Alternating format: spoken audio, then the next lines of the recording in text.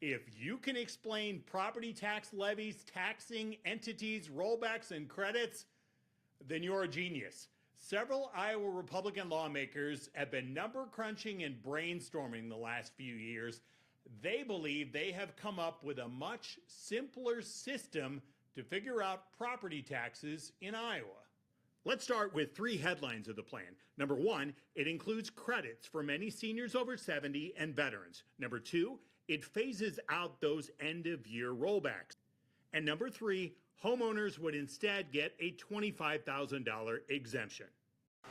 They're also looking at reducing property taxes by using some of the interest that the state has made from the billions of dollars sitting in the state's reserves. Now, some families have worried that Republicans have not been providing enough state funding for public schools. The House Speaker says that tax reform, while it doesn't fix everything, could be one way to make living in Iowa more appealing and help the state grow.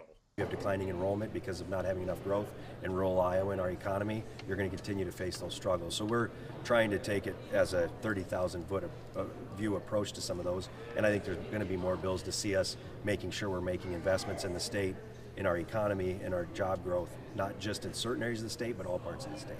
Now, one thing to watch on this is that State House Republicans could limit local officials' decision-making on property taxes and limit them to raising your property taxes by no more than 2% every year.